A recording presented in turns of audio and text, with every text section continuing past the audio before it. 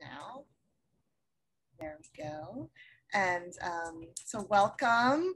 Thank you for coming to our Ask the Alumni expert today. My name is Jessie Radovich, and I'll be helping out with the CTAHR Alumni Association and Friends. So glad you were all able to make it today.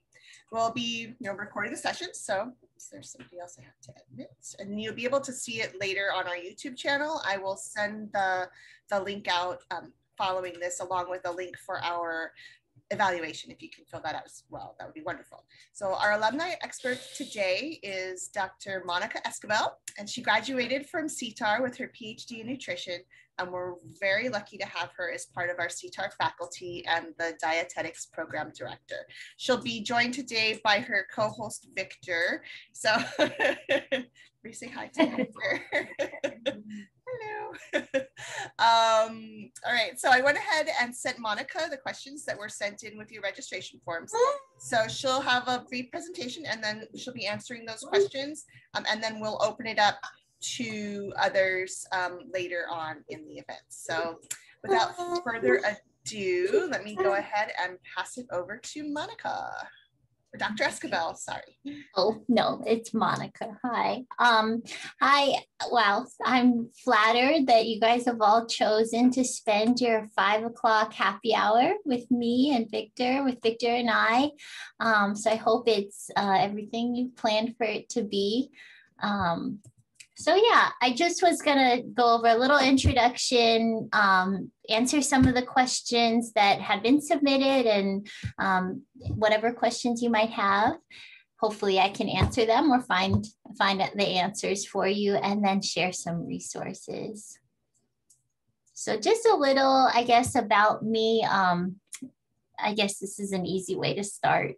Feel comfortable talking about something. But anyways, so I did earn my bachelor's of science. I did my undergraduate studies at San Diego State University, and then went on for my master's and dietetic internship at California State University, Northridge. And it's really, if you had asked me at that point in my life what I was going to do for a living, I thought I wanted to be, let me pull up the chat. I can't see the chat. Jessie, will you let me know if there's anything I need to know in the chat? Yes, absolutely. Okay. Yeah. Okay, so yeah, so I did my internship, and I thought, you know what, I loved working in clinical settings in the hospital, and my grandfather had recently been diagnosed with kidney failure and was on dialysis, and I really wanted to be a dialysis dietitian, and that's what I thought I was going to do. I thought that was going to be the most interesting career for me, and I've yet to work in a dialysis center. My first job, I actually was the nutrition coordinator for a Head Start program, Head Start preschool program in Los Angeles. And then was able to move here to Hawaii because my husband was actually in the KRS, the kinesiology program at UH. And so I got a job here and was working as a dietitian at Waianae Coast Comprehensive Health Center. And then I call this our family hiatus. We spent very little bit of time in South Bend, Indiana.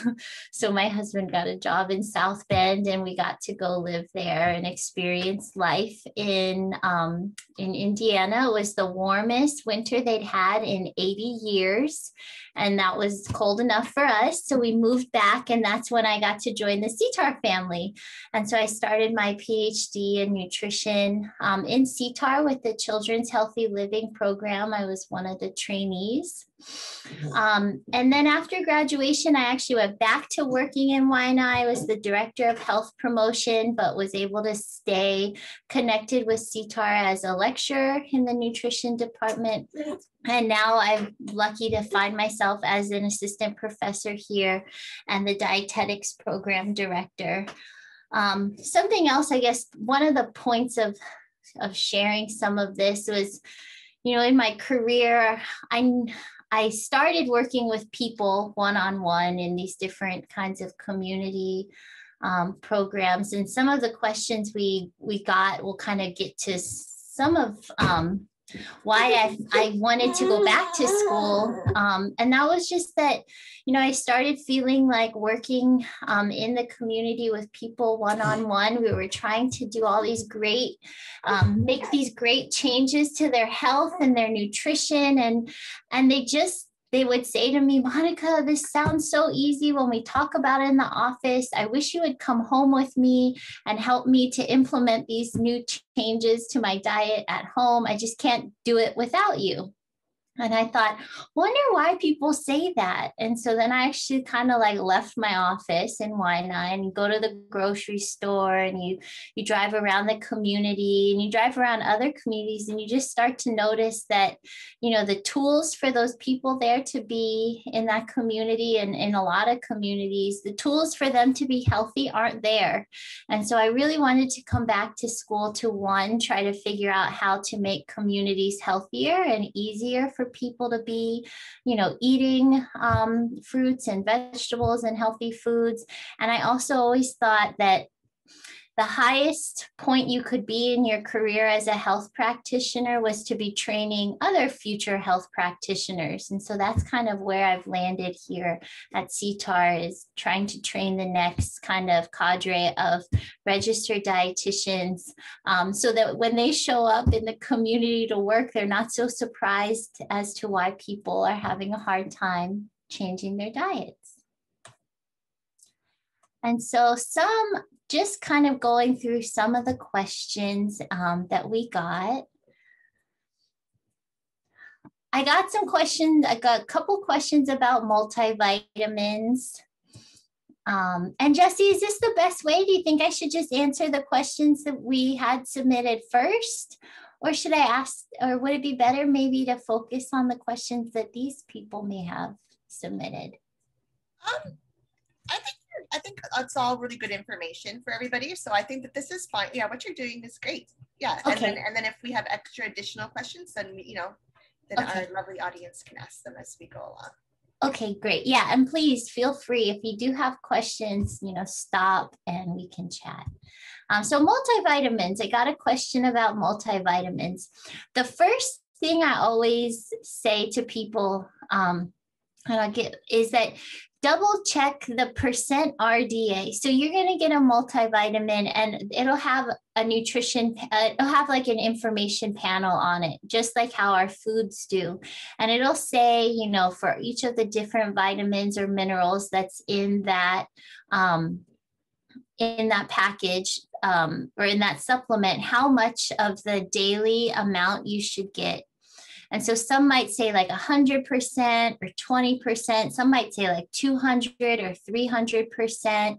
Something to keep in mind if you're taking more than one supplement a day is to kind of put those things all together and double check that you're not taking like 3 different things that all have vitamin A in them. And so now you're getting maybe like 6 or 7 or 800% of the vitamin A you need in a day because you're taking all of these different sources of multivitamins. So that's one thing.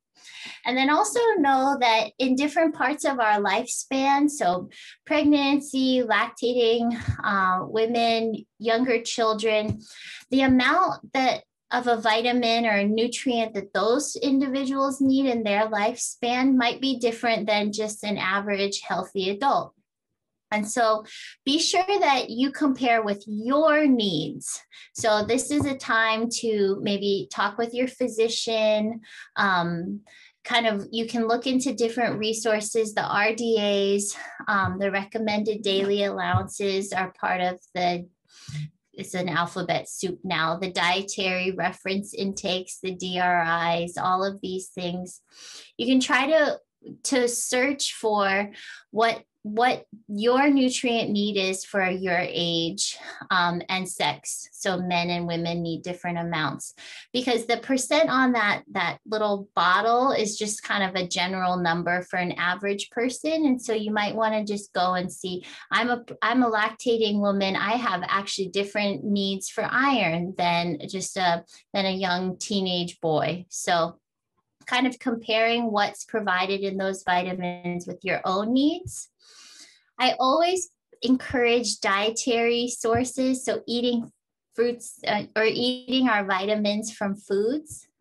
So try those sources first. Another example is like omega-3 fatty acids or fish oil supplements. That's a very popular supplement these days. But you know, if you eat a lot of fish, if you're a local person here and you eat a lot of fish, that might not be something you really need. And if you're a person on like a blood thinner medication, then you might not want additional omega-3 fatty acids or more fish oil to thin your blood more. So just kind of weighing out all your own kind of situation. And then there was a question about splitting doses, and that's absolutely fine to split doses of multivitamins. You want to double check the serving size on your bottle for your supplement. Some serving sizes are 1 pill. Some might actually be 2 pills. If it's 2 pills, really easy to split them up. When it comes to a supplement that 1 pill is the serving, I would be worried about cutting pills. If it's like a gel or a form, you know, if it's like a gel encapsulated form, I wouldn't want to cut those. So that's when I would ask a pharmacist for their advice on the safety of cutting pills, and get their A-OK before I started cutting some of those pills up. Okay, turmeric. I'm glad someone asked about turmeric, or Olena, as we know here. So turmeric does have great anti-inflammatory properties, but something to keep in mind, and a theme that you'll hear recurring both from me and some of the resources I'll share, like from the Dietary Guidelines of Americans, is that, you know, it's really about a pattern of intake. So turmeric is not going to help if I feel like, you know, I've got arthritis in my knee. It's flared up today. I'm going to take turmeric today to fix that aching pain. No, turmeric works in a way that, you know, the consumption over time. So we know in cultures that consume turmeric regularly, they're consuming little bits in their food daily. And that's the best way to get those beneficial effects from turmeric. And a couple little tidbits on improving absorption of turmeric. If it's slightly heated or added to some warm food or consumed with black pepper, there's improved absorption of those compounds. So I think that one of the recipes, they call it like the golden tea or golden milk, where turmeric is added to a little tea and milk. The heat is helpful there. Or thinking about if you're cooking a dish and you're gonna put a little Olena inside, maybe make sure there's a little black pepper there too. And again, this is another time where I'll point out and reiterate how important, you know, getting turmeric from foods versus supplements is beneficial. Eczema. I got a question about eczema. I don't know that much about eczema, so I left this one blank. You know, there's a lot of research out that I started getting into a little bit. Eczema, you can associate it with inflammation. And so some anti-inflammatory type treatments like turmeric can be helpful. Omega-3 fatty acids from our fatty fishes are helpful. But with eczema, there's been some controversy, but what used to be recommended with eczema or anything that you think might be causing an allergy is we call them elimination diets.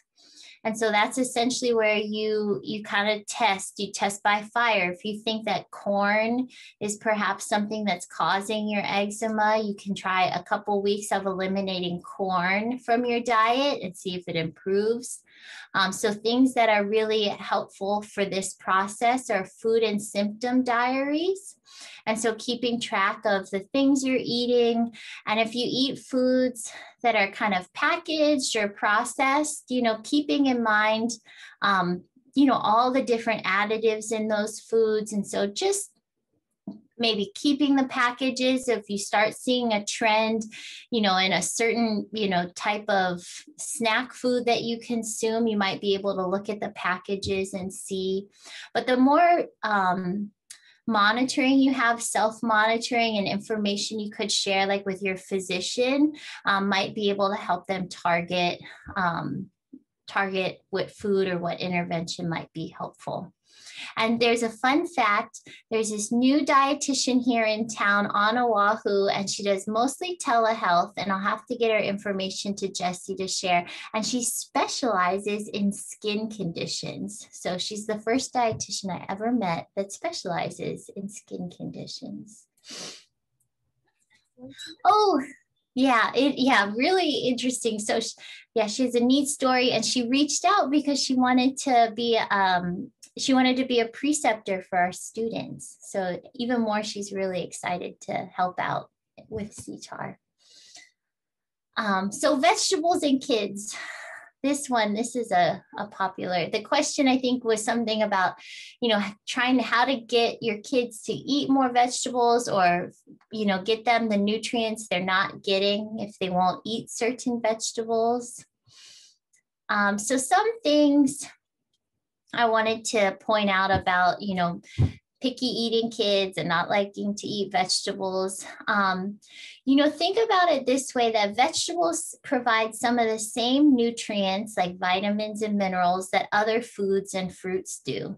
So one tip is providing your children and kids with access to as many different colors and types of fruits and vegetables as you can.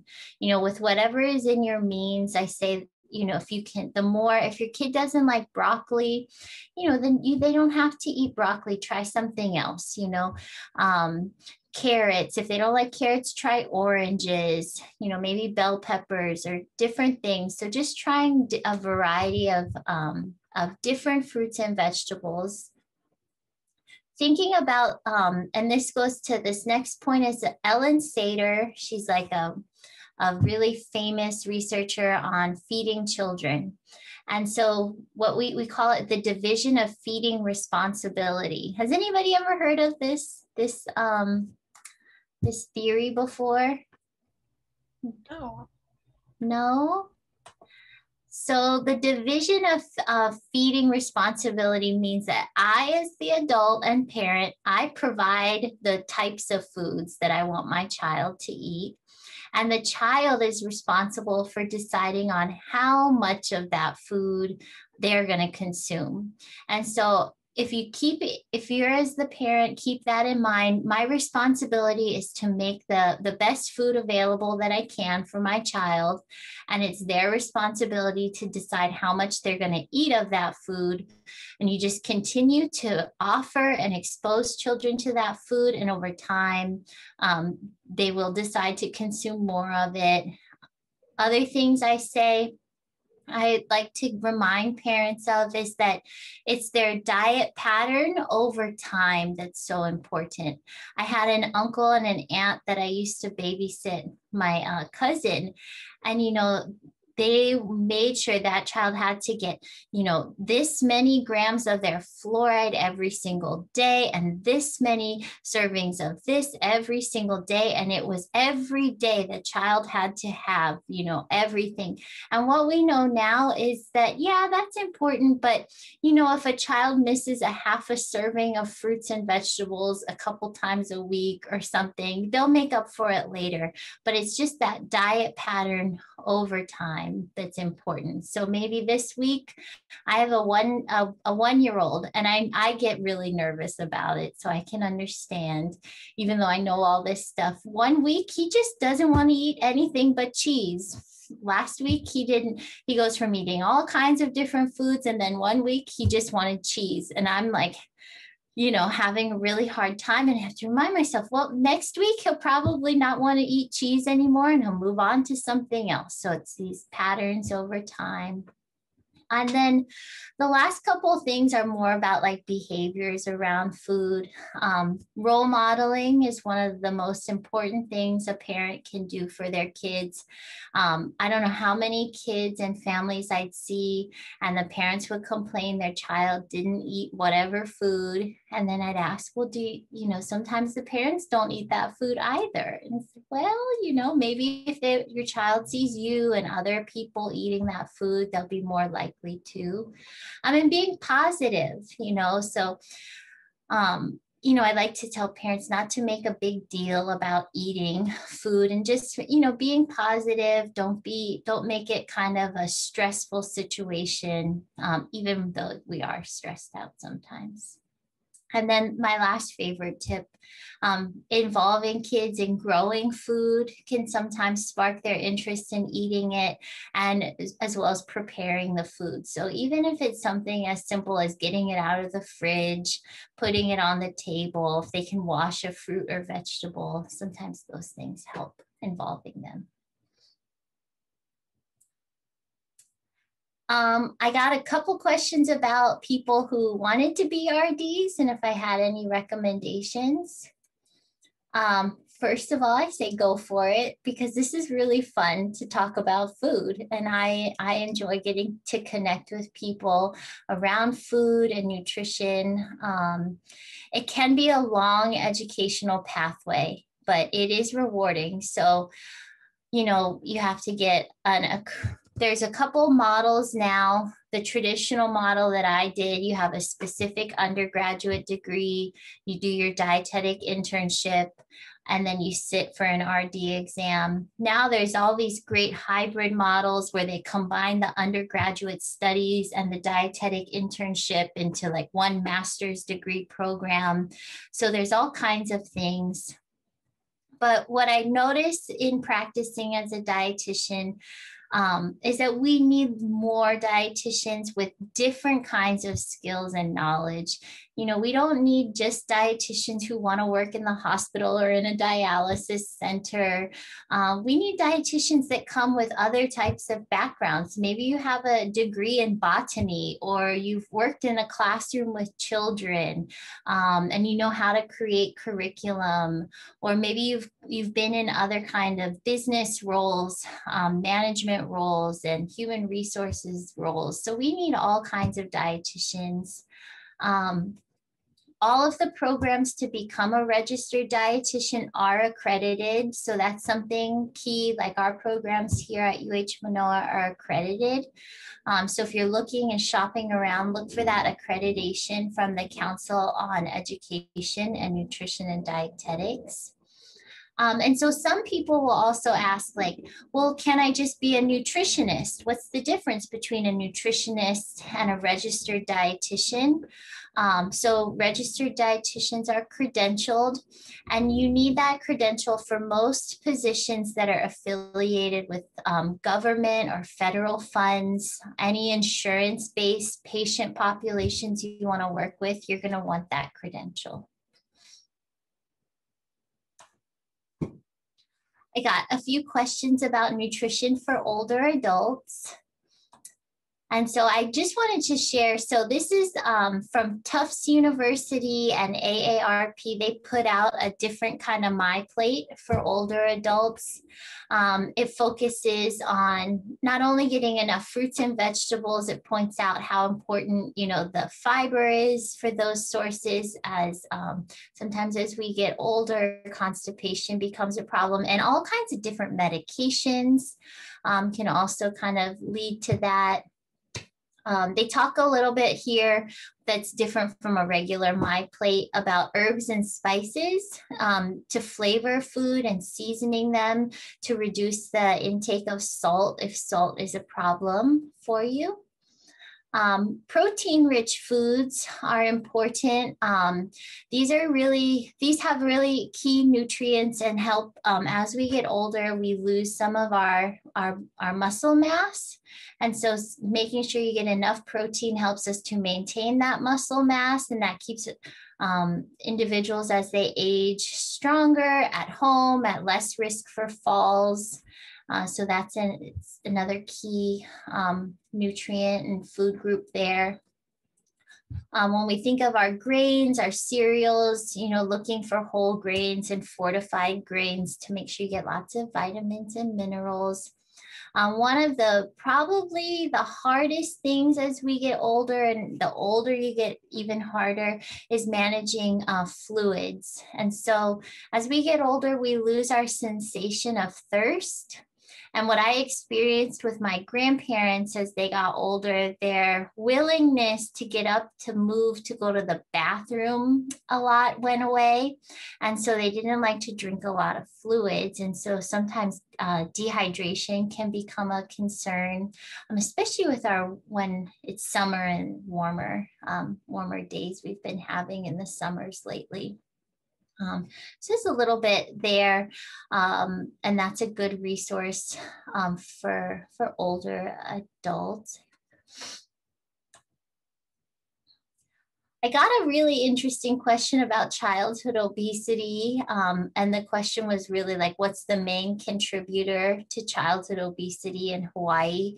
And I could probably talk for really long time that nobody wants to listen to probably about it. But there's a lot of different things I could say, but I thought I'd share just this map first. And so this is a map of Oahu. It's a little bit old, from 2008, but the trends are still very similar. And so what you see is the orange areas are places where there's a higher percentage of children who have overweight or obesity when they're going into kindergarten. And then the lighter green is kind of the middle kind of prevalence. And the darkest green is the lowest prevalence of children who have overweight or obesity.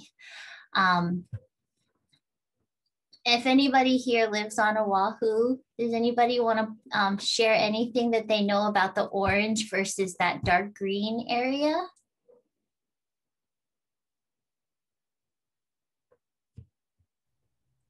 Well, I know I don't know, is it have anything to do with socioeconomic status? Yeah, so that's, so down here we have, these are actually school complex areas. So this is Kalani, Kaiser High School, Hawaii Kai area. The orange area is actually Kailua, which includes Waimanalo, Farrington Complex, Moanalua, and then we see Waipahu, Kapolei, Waianae, North Shore, Kahuku. A lot of the trends we see in childhood overweight and obesity coincide with socioeconomic status. And people will try to say, oh, it's ethnicity, oh, it's this, but you can't really tease out those variables because they are so highly associated. And so it's not that, the water in these communities is making those kids heavier than in other communities. It's the environment that's all around them. It's the food that they have access to. It's the physical activity opportunities they have to move on their way to and from school. It's the education level and the employment level of the households and the food insecurity. Like, do these families even have enough money to get food? So a lot of what we see around childhood obesity these days is really about these environments that children are growing up in. So from their kind of like community level all the way down to just even in their household markers. And what we see is this kind of translate into adulthood. And so this is a little bit more recent data, and this is by zip code, and it's looking at life expectancy variations by zip code. And so you see the lighter yellow is like 73 to just under 80 years.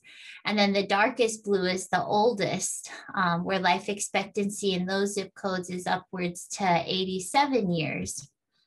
And so you can kind of almost overlay some of that last slide and this slide on Oahu and see that, in the same places where there is higher prevalence of children with overweight and obesity, we see that the life expectancy is not quite as long. And so, you know, I joked with my husband, we lived in Makaha and we moved to Kaneohe. And I told him, I said, oh, we moved here because I love you so much. I want an extra 8 years with you and so that was our joke around here. I said, I just need an extra 8 years with you. So that's why we had to move. But so this is the reality. It's not, you know, anything about the children. It's not necessarily anything, you know, particularly about the people and their genetics, but it's these environments. So diabetes, got some question about some key kind of lifestyle tips for diabetes. One thing I always tell when I worked with patients with diabetes, first and foremost, important to know your numbers. Know your A1C, know your blood sugars in the morning and the evening. So checking those blood sugars regularly is important. When it comes to diet and physical activity, the most important thing is consistency with diabetes. I think other individuals and all of us, I'm sure everybody here's probably done maybe a crash diet. And so you kind of pick a diet that maybe isn't very sustainable and you can stick to it for a short period of time and then you fall off the wagon. Or we pick a new exercise regimen and we go really hard and then maybe we're so sore or we get hurt and then we're not able to stick with it. With diabetes, that disease isn't going away. So being consistent with, you know, healthy eating that doesn't have to be very extreme, and your physical activity doesn't have to be very extreme, but it's moving at least 30 minutes a day. If you can get 30 minutes all at once, that's fine. But if it's only 10 minutes a few times a day, that's still good too. And being consistent, part of that, and knowing your numbers, monitoring your trends is knowing which foods have carbohydrates. So that's a key thing because you're going to eat, cake has carbohydrates, fruit has carbohydrates, starchy foods, some of our drinks. And you're going to get diabetes and you're going to eat cake again one day. And it doesn't, you can, but maybe you don't have that extra serving of rice the day you had cake because you know that food had carbohydrates. And so you're kind of managing yourself throughout the day. If I had a really carb heavy breakfast, I'm going to make sure at lunch, maybe I have a little bit less carbohydrate. Or at my lunch, if I'm having rice, I'm not going to have rice and mac salad. I'll have rice and a green salad. Or today I want mac salad. So it's all about knowing which foods are going to affect your blood sugar and kind of weighing your options throughout the day. And I think that flexible eating pattern is the one that gives our diabetic patients and individuals the most freedom. And monitoring your own trends. So we'll give you, dietitians will have all kinds of pamphlets about this many carbs in this food and this many of this and that food and avoid eating this rice or that bread.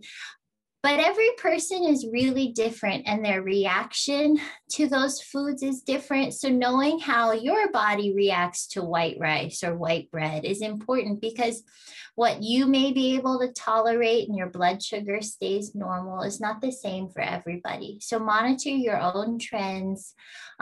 Monitor your trends for like in the morning if your blood sugar is really, really high and then you have lows in the afternoon, keeping track of those things. And that tracking can help to communicate with your dietitian or your physician or whoever is helping to manage your care. And they might adjust some of your plans or your meds accordingly. Oh, this was another favorite question I got was some information about what can early care educators like pre-K teachers, preschool teachers do to help with nutrition. And so I spent a really long time studying this in my dissertation. And what I can conclude is that preschool teachers are the best, are role models. They actually shared in some different research focus groups that was the what they enjoyed the most about being a preschool teacher was that they could role model all sorts of habits and behaviors for children. And it is no different when it comes to food. So we see research shows that in classrooms where preschool teachers sit and eat the same foods as the kids do at meal times, that encourages healthy habits. On the flip side, I've heard of, there's been research that a research study found that these preschool teachers were following low carb diets, and their low carb diet attitudes were being kind of inadvertently placed on the children, where the kids thought eating carbs was bad because they heard teachers say that.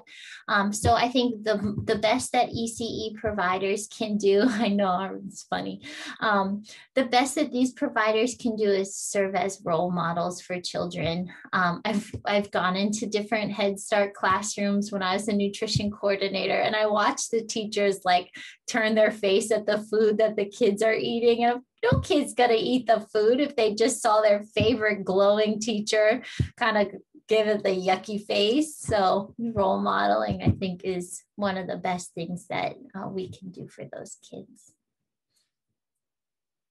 COVID and nutrition.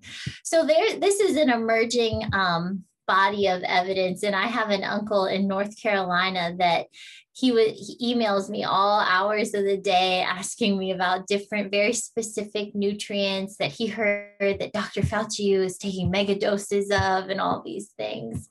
COVID nutrition is about immunity. You know, keeping a strong immune system is really what you're looking at here. You know, some of the health disparities that occur with COVID, with diabetes and obesity, those are just the same as regular health disparities we saw on those maps.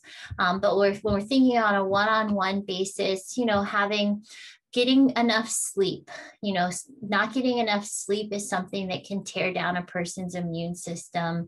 Stress management is important for supporting and sustaining your immune system.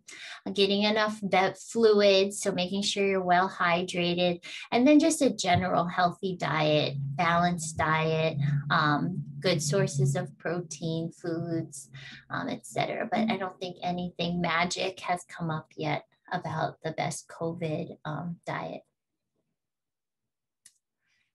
And this is another common question these days is, you know, is it better to be a vegetarian or a meat eater? And, you know, I think it depends. There's a couple questions I always ask people when they ask something like this. And so maybe if you feel comfortable, if this was your question, you can answer. You know, I always ask people why. You know, what's the motivation behind following a vegetarian or a vegan diet or an omnivore diet, or, you know, eating meat? So there's all kinds of reasons why people do. So if I'm focusing just on the health benefits, there is definitely a benefit to having what I call a plant-forward diet. So vegan diets where it's just all plant-based is fine. It's very hard to plan well.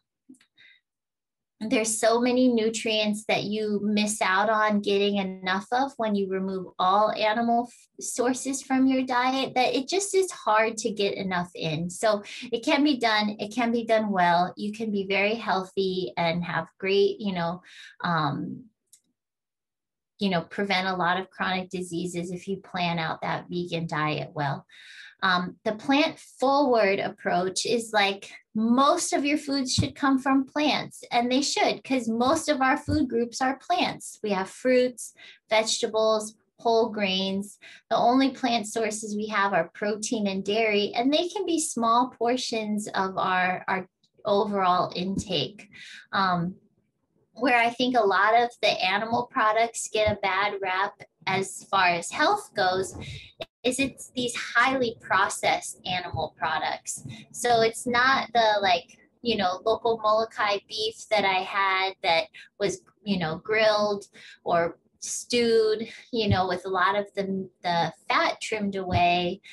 That's not the bad the bad meat, it's these, hot dogs and processed meats that have all sorts of other additives. And I think that's where some of the bad reputation of meat gets in the diet. So I always ask, it depends on why you're picking one or the other. And I generally encourage most of your diet should come from plant-based foods. And so we call it plant forward, but small amounts of meat and animal products is just fine. Oh, meal size and spacing. So this was like, I think the question was like, is it better to have one big meal a day or a few small meals a day? And I'm wondering if this question was related anything at all to the intermittent fasting diets. So I don't know if anybody asked this question that's here about intermittent fasting. Does everybody know what intermittent fasting is like the practice of like going, maybe I only eat during 1 8-hour window a day and the rest of the day I'm fasting. Meal size and spacing. So we know in general over the course of a day about how much food a person should eat. And so really, to me, it's like, think of it as your bank account. So I have 30 days. This is how much money I have in my bank account. And I have all of these bills to pay. And then I have a little bit left over. And how do I want to spend it? So if you think about how much food you need to eat in a day, think about it that way. It's really your choice.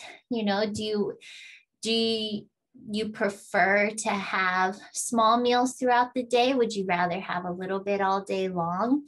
Or would you prefer to have one large meal knowing that later on you don't get to have that much? And so, I love breakfast. And so a couple days a week, I probably use half of my calories for the day at breakfast. And then I kind of keep that in mind the rest of the day and I'll eat a little bit lighter. I have a funny quote from one of my favorite community health workers that I used to work with, and she said that the snacks were the end of all healthy. She thought snacks were the bane of her existence when it came to educating people on eating healthy, and her reasoning was that people in general, we eat big portions of food and we have a really hard time eating small portions of food. So those 3 meals and 2 snacks a day often ended up in her view, being 5 really big meals a day, because people don't snack. They don't eat just a little bit, they eat a lot. And so her take was always that, no, don't ever encourage people to snack, because then they just end up having 2 extra meals a day. I think there's something to be said about not waiting till you're overly hungry. We know that when we're really, really hungry, we tend to overeat at that next meal. So that's probably just as important as keeping mind of your hunger cues and trying not to let yourself to get to that point of ravenously hungry. And so that's when I do think a small snack might be helpful, but I do always think of her when we talk about snacks and meal spacing. I got a few questions about lifespan nutrition, pregnancy, lactation, etc. So I did actually just want to bring up a new resource that just came out. Can you see the dietary guidelines? Yes. On my screen now? Okay, great. So the new dietary guidelines just came out. And so we had one faculty member in our department in college and one from UH Cancer Center that actually served on the advisory committee. And they do all the research, and then they give their research report to the USDA, and then the USDA writes their guidelines. But for the first time in history, the dietary guidelines actually included things about different lifespans of nutrition for different lifespans. So like birth to 24 months, 2 years, younger children, pregnant and lactating women, and older adults. And so I'll share this resource in my last slide. about some of the different of the dietary guidelines, because I think this is a good place to go. So if you're pregnant or lactating, there's some very specific guidelines here that will be helpful for you, and then as well as the aging individuals. So that's all here too, to keep in mind. So I thought that was a good place to leave. And that was all the questions that I got. So I'm gonna stop sharing, and I guess if anybody who's here right now, now I can see. Yeah, Monica, there were a couple of questions that that came up in the chat, and one of them was from Michelle: how accurate are the at-home food sensitivity tests to determine food allergies? You know, I'm not too sure about those home sensitivity tests, how accurate they are, or how perhaps overly sensitive. I think it's sometimes it's like that's one piece of the puzzle. So sometimes maybe take that into account with what you're experiencing, and put those clues together. My mother-in-law is a little bit allergic to shrimp and a little bit allergic to coconut, and she eats them separately. She's fine. And when she has them all together, it's like the allergen load is too high. So, and it gives her a little rashy. And so everybody is a little different. Yeah. Awesome. There was one about using turmeric, like salt in dishes. For example, like a pinch of salt is using a pinch of turmeric a day good for older people? You could do that. I'd say, it has a strong flavor. So you want to make sure that whatever you're putting it in, you want that flavor in it. I think one of the if you like drinking tea, or if you are a milk drinker, a little bit of, it seems like that's been there are populations and societies in the world that have that turmeric tea like every day, and they put a little bit in their tea or warm milk. But yeah, if you have like a stir fry, I bet it would taste pretty good in that. Yeah.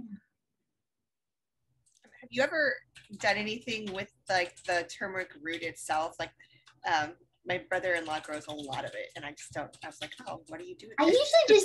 I grate it like ginger. So that's that's the type of turmeric I usually have. Like if I'm going to have any, I'll usually have it that way. And I like it grated. I like that. Yeah. Then I had a question. How do you have to be sick to go see a dietitian? Or like if I say, hey, like I just tell my healthcare provider, I think I want to see a dietitian. It depends, right? So I know Kaiser, and this is this is just what I know from the preceptors that work out in the field. Kaiser now has a self-referral option. So you can self-refer to the dietitian. And we were in a meeting the other day, and I know HMSA has really expanded the conditions that they cover for seeing a registered dietitian. So much so that I'm willing to say most people their doctor could find some condition that they could be eligible for some time. So yeah, you could ask your doctor, and then I guess I should share that resource screen. Go. We have our local Dietitians Association, the Hawaii Academy of Nutrition and Dietetics. So that's this eatrighthawaii.org. And so if you take a look at that page, there are some resources there.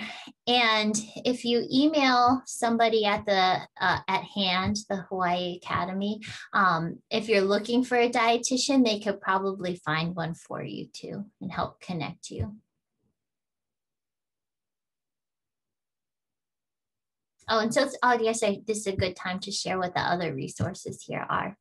So eatright.org is the National Academy of Nutrition and Dietetics. So that's our professional group, and they have a lot of different information out there about dietitians, but also nutrition.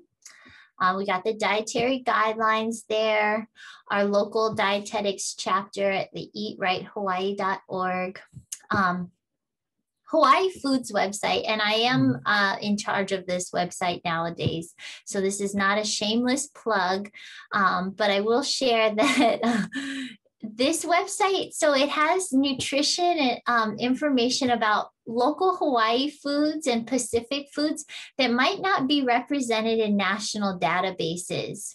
Right. So the USDA comes out with it, but, you know, they don't have a lot of our foods in those databases. And so Hawaii Foods is one and has some local recipes. So if you're looking for nutrition information about those things, you can find that there. And when I moved here, I actually had to use that website to Google to learn what a spam musubi was. That's the first time I used it. This other one, this long one, that's the NapTrack 31. That's the Pacific Tracker. So if you really are interested in kind of tracking your intake over a day and learning like, oh, am I eating enough calories or calcium or potassium or whatever you have, this is a good resource where you can actually go in and enter in the foods you've eaten, and it'll give you a little output on how much of the different nutrients you've eaten. And then the last two websites there, eatright.org/ascend.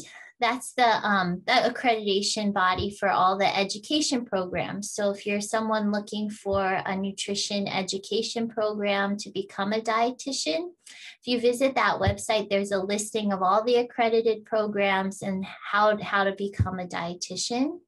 And then the last website is actually just our dietetics program website. So if you had information about what we have specifically and what our curriculum and such looks like, that's there too. Okay, so sorry, back to everyone's questions. Does anybody online here do you have questions for Monica this evening?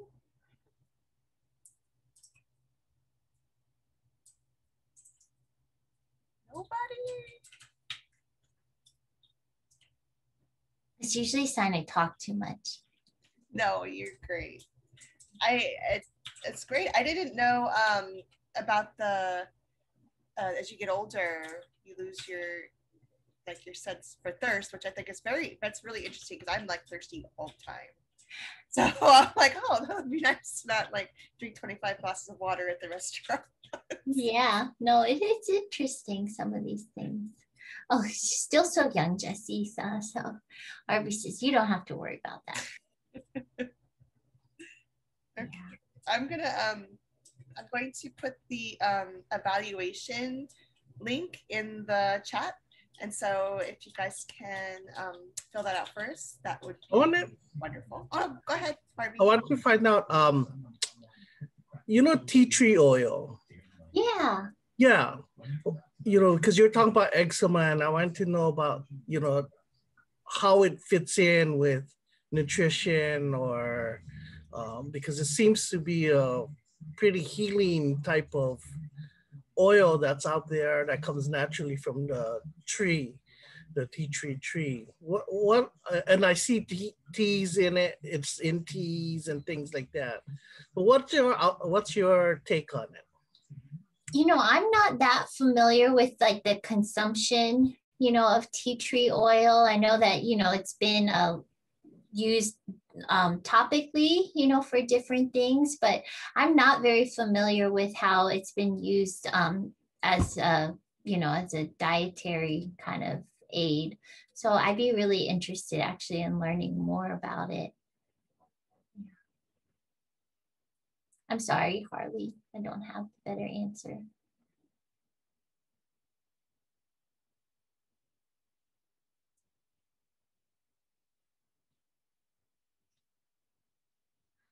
Oh, yeah. So I know. So, but you know, that brings up a good point, Arby, that it's toxic, because I feel like I've seen things advertised that like, oh, there's tea tree in different products and they are, you know, meant to be consumed. So I wonder if maybe it's not the real thing, you know, I don't know. I'm not sure. So it could be. A lot of times you see advertisements for certain botanicals and it's not even the right plant. But for tea tree, okay, so the oil, right, is used topically, and that is really good because it fights inflammation a little bit, and it is antimicrobial. So that's why, like, if you have boils or a lot of skin conditions, they recommend tea tree if you just want something at home.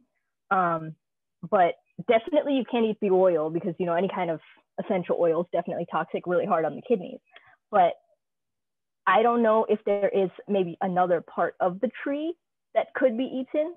So it's in the same family as like mountain apple or Java plum. And so those fruits, they can be really astringent and have lots of weird flavor to them, but they are edible. So I don't know, maybe there's another part of the tea tree you could eat, the flowers or fruits.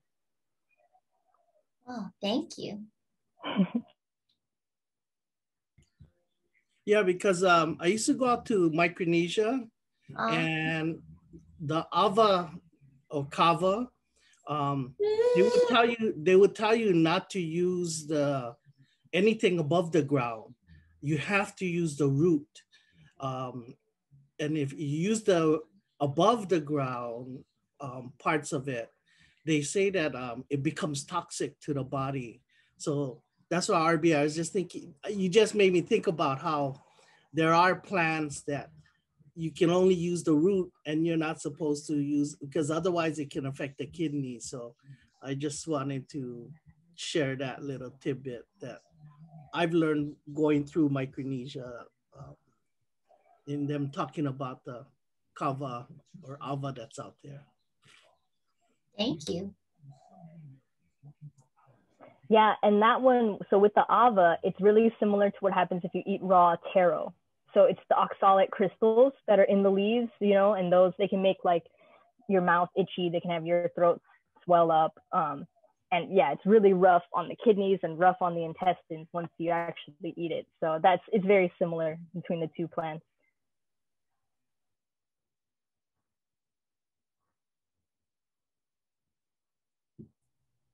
I have a question about like supplements. How do you know? There's so many brands out there, and there's so many, you know, different ones to choose from. And then like, how do you know like if it's a good one or not? Yeah, so there is a supplement seal, and I'm trying to remember the name of that supplement. There's a seal that you can get that has some quality assurance related to it.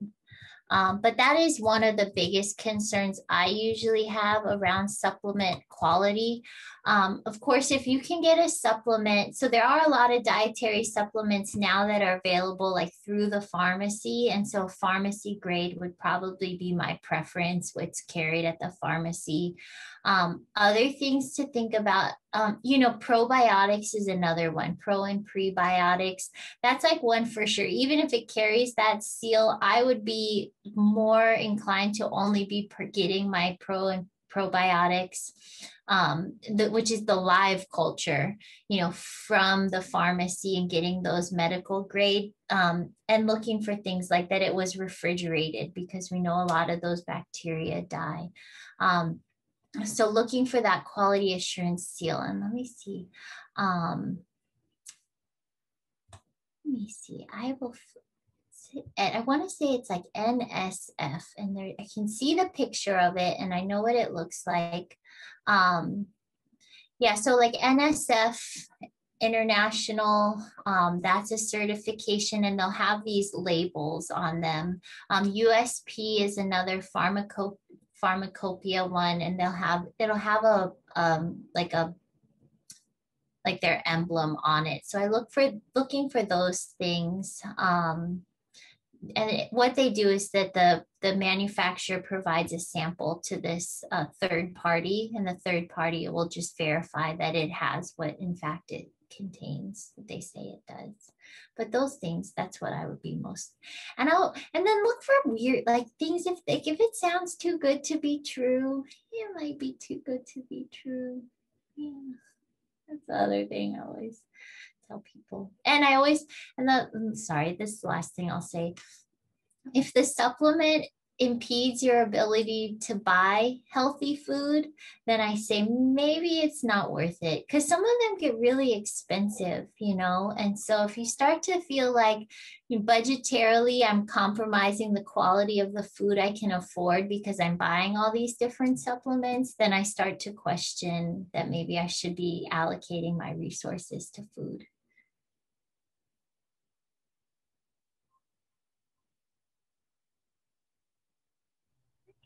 I think sometimes that's why they think dietitians are real. We're sometimes kind of boring because we give such like other people have these like really gimmicky like fun things, and we're just so like at least me, I'm just so like pragmatic about choice to making decisions that it's not always what people want to hear. Perfect.